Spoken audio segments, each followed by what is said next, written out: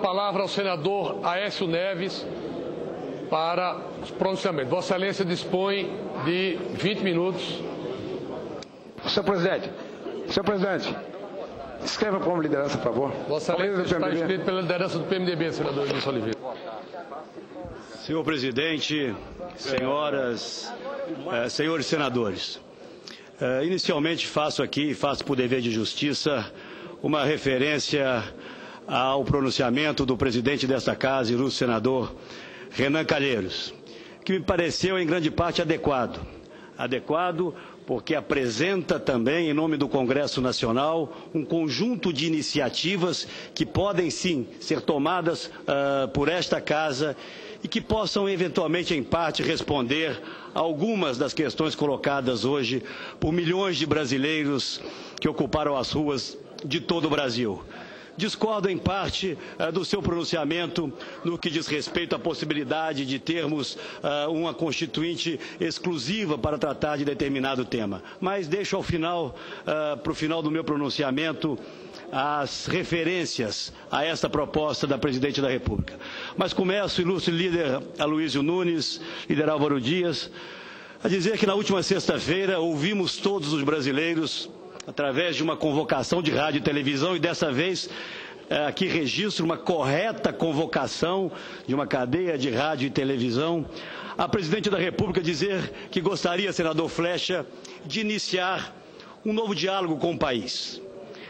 Aguardamos que os dias se passassem, ouvimos ontem mais uma vez o pronunciamento da senhora Presidente da República, pelo menos a parte em que ela se pronunciou, lamentavelmente, não ouvimos as manifestações dos convidados à sua reunião, porque essa parte do encontro não foi aberta à imprensa, mas na verdade o que nós estamos assistindo, senhor presidente, senhoras e senhores senadores, é o mesmo monólogo que vem sendo protagonizado há 2 anos no Brasil. O que eu ouvi, senhores senadores, senador Clésio, foi o Brasil velho falando para um Brasil novo que emerge das ruas. O Brasil velho, onde os governantes, e aí não é exclusividade da senhora Presidente da República, apenas a incluo nesse grupo de governantes, que tendem sempre a terceirizar as responsabilidades. Ouvi com atenção a senhora Presidente da República dizendo que boa parte das dificuldades existiam porque os governos anteriores ao seu partido governavam para apenas 1/3 da população brasileira, senador Jaime. Nada mais falso. Foram governos anteriores ao do PT que possibilitaram, através da estabilidade econômica, o reencontro de milhões de brasileiros com o consumo.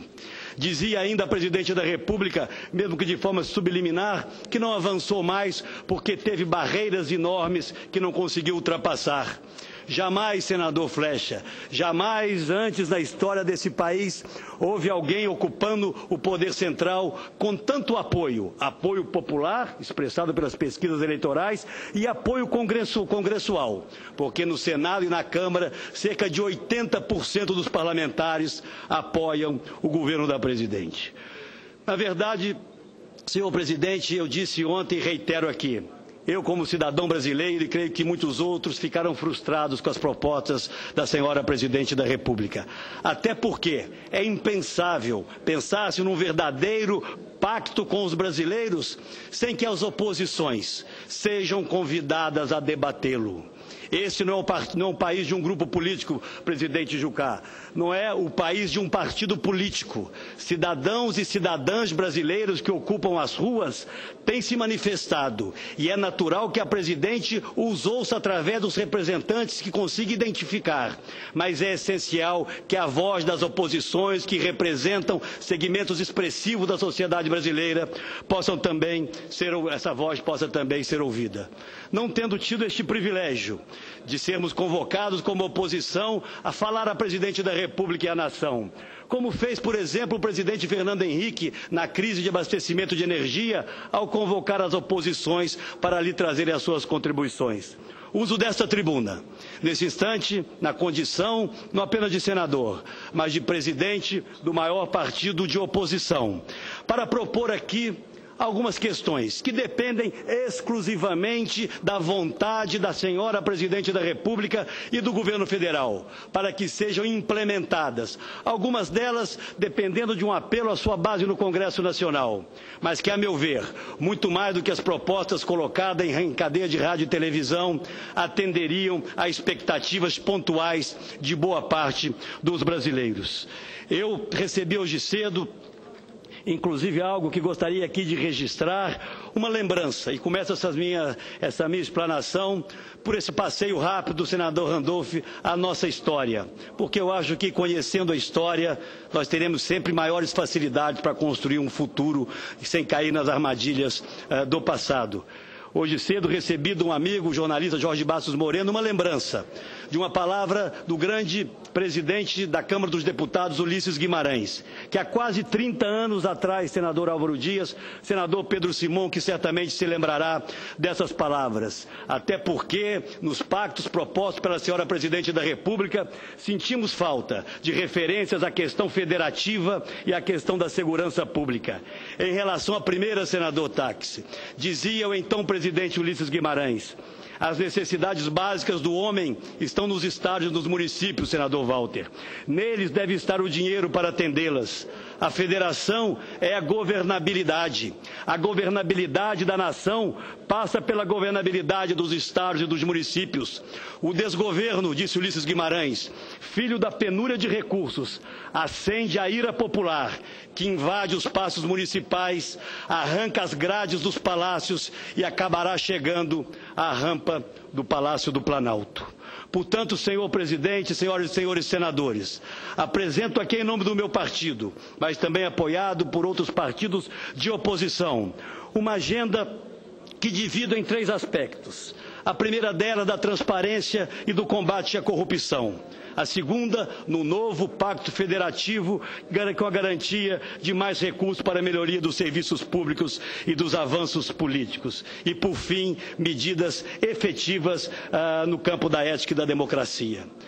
No primeiro elenco de medidas que propomos à senhora Presidente da República, está a adoção de restrições do projeto Ficha Limpa para o preenchimento de cargos públicos, vedando o acesso de pessoas condenadas por envolvimento em casos de corrupção a cargos de livre provimento do governo. Segundo, a revogação imediata do decreto que proíbe a divulgação dos gastos realizados nas viagens internacionais da Presidente da República.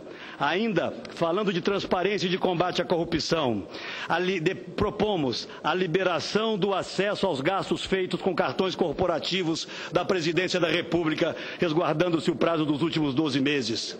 Propomos ainda auditar todos os gastos realizados com a promoção da Copa do Mundo, informando quanto de recursos públicos foi realmente utilizado. E nesse ponto específico, surpreende-me ter visto a Presidente da República, ao longo dos últimos 6 meses, inaugurando estádios por todo o Brasil, como obras suas fosse, e depois apresentar-se em cadeia de rádio e televisão como alguém que não tem qualquer responsabilidade sobre esses gastos. É preciso, portanto, que eles sejam auditados para sabermos efetivamente quem gastou e como foi gasto. Ainda, senador Pedro Táxi, solicitamos a informação dos critérios, dos valores e custos dos financiamentos concedidos pelo BNDES, em especial os empréstimos às empresas brasileiras para investimentos no exterior nos últimos 10 anos. Solicitamos ainda a senhora Presidente da República informar aos brasileiros todos os negócios feitos pela Petrobras no Brasil e no exterior nos últimos 10 anos, esclarecendo em especial a participação da estatal na aquisição da refinaria de Pasadena, com rigorosa investigação, definição de responsabilidades e exemplar punição dos responsáveis por este negócio altamente lesivo aos cofres públicos do Brasil. Falando ainda em transparência, para que continuemos a acreditar nas boas intenções da Presidente, é necessário que se elimine os orçamentos secretos nas licitações das obras públicas possibilitados pelo regime diferenciado de contratações. No campo da federação solidária e da melhoria da gestão, propomos senhor presidente, ilustre presidente José Agripino Maia, como um gesto simbólico, mas que demonstra a efetiva disposição do governo federal de enfrentar hoje as contestações que vem recebendo. Propomos a redução pela metade do número de ministérios existentes hoje no Brasil e a diminuição, também pela metade, do número de cargos comissionados, hoje da ordem de 22 mil, iniciando-se pelos cerca de 4 mil cargos ligados diretamente à presidência da República. Defendemos a revisão da dívida dos estados e da sistemática da correção da mesma para permitir a alocação dos recursos hoje comprometidos com seu serviço em investimentos diretos a favor da população em setores previamente pactuados. Lembrando que essa proposta foi retirada das discussões no Congresso, no Senado da República. E uma proposta clara e objetiva na direção de investimentos em mobilidade, muito mais eficaz do que a proposta requentada apresentada pela Presidente da República dos mesmos 50 bilhões de reais já constantes do PAC. Nós estamos propondo que se permita até o final do ano de 2014, portanto, até o final deste mandato, que 50% do pagamento da dívida dos estados, portanto, 50% dos recursos referentes ao pagamento da dívida dos estados com o serviço da dívida, possam ser aplicados diretamente por esses entes da federação, em setores pré-determinados ou pré-acordados com o governo federal, como mobilidade urbana, saneamento, saúde, educação e segurança. Propomos a adoção da política de tolerância zero com a inflação, impedindo a continuidade do aumento generalizado dos preços. Defendemos e propomos à senhora Presidente da República que defina um nível máximo de aumento dos gastos correntes vinculado à evolução do PIB e a retirada imediata do PIS/PASEP incidente sobre estados e municípios.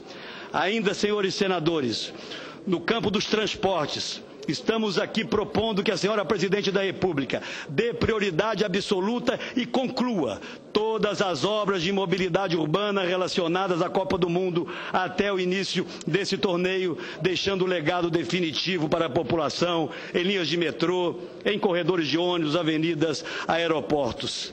E propomos, de forma clara, definitiva e absolutamente radical, o arquivamento do projeto de construção do trem-bala, esse desatino que o senador Aloysio tem defendido dessa tribuna de forma incansável, para que possamos destinar esses cerca de 50 bilhões previstos para essa obra, para obras de mobilidade urbana, em especial de metrô nos grandes centros deste país.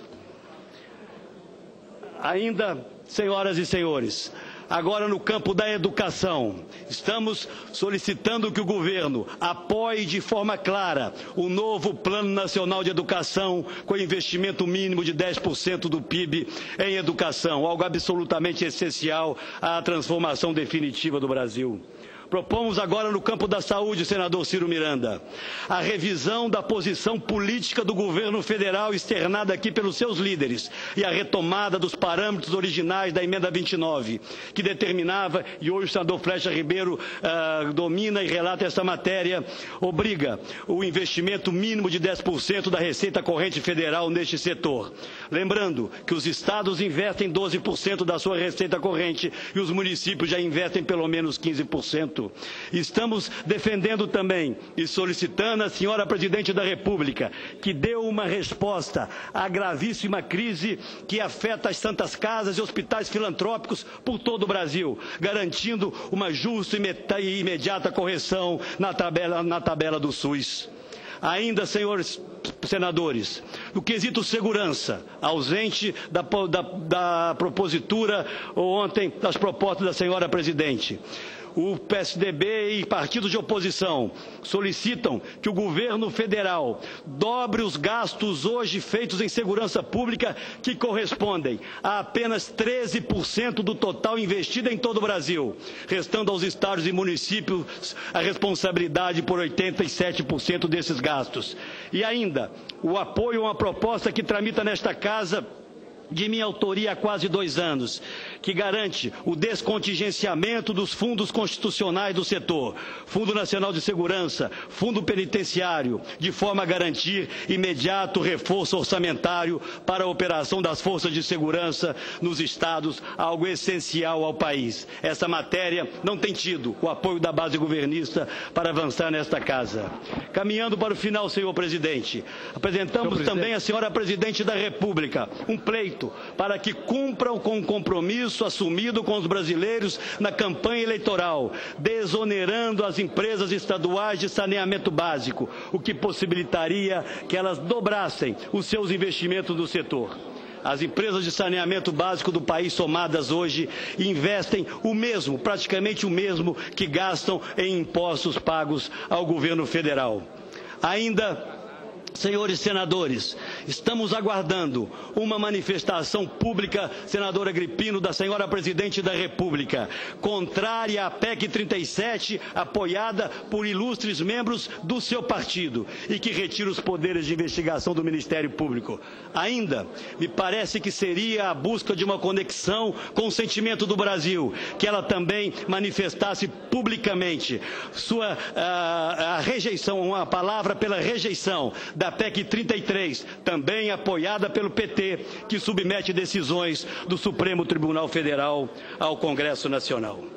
Portanto, senhoras e senhores senadores, são algumas contribuições legítimas, necessárias, que a oposição traz hoje ao país. Gostaria de poder tê-las levado à presidente da República se efetivamente ela buscasse um grande pacto nacional. Mas trago essas propostas através da tribuna do Senado Federal. Ao final, não quero deixar de trazer aqui uma palavra absolutamente clara em relação à proposta, pelo menos a última proposta da senhora presidente da República que conheço, em relação à convocação de uma constituinte exclusiva através de um plebiscito. Me parece, e aqui me lembro, e muitos se lembrarão, que ainda está recente, senador Agripino, na nossa memória. Uma palavra dita no plenário da Câmara dos Deputados, quando da posse da senhora presidente da República. Ela dizia, e aplaudida foi por todos nós, que se dedicaria a discutir e aprovar, ao lado, obviamente, da sua base, uma reforma política no Brasil.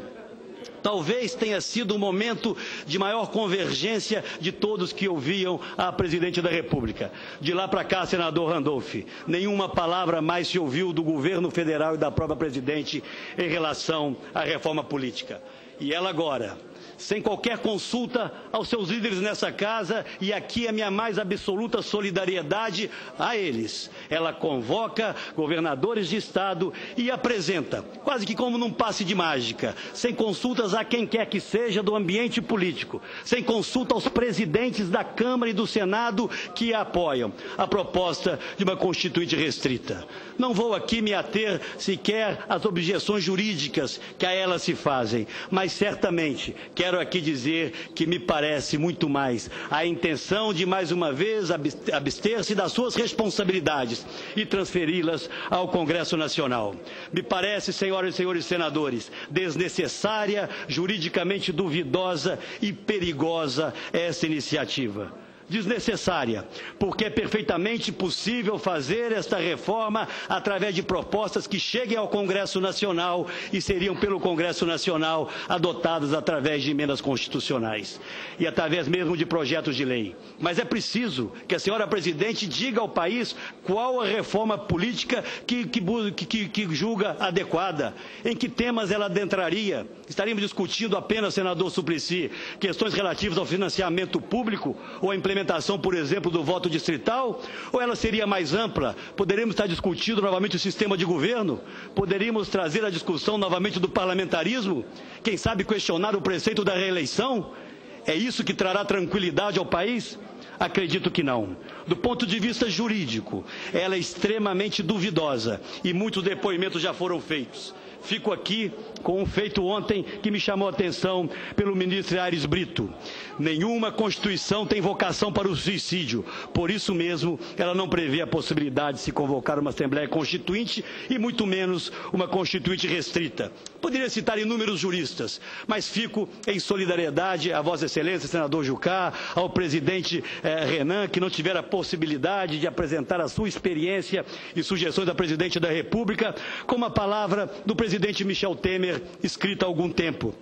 Uma constituinte exclusiva para a reforma política significa a desmoralização absoluta da atual representação. Continua o vice-presidente da República. É a prova da incapacidade de realizarmos a atualização do sistema político partidário e eleitoral.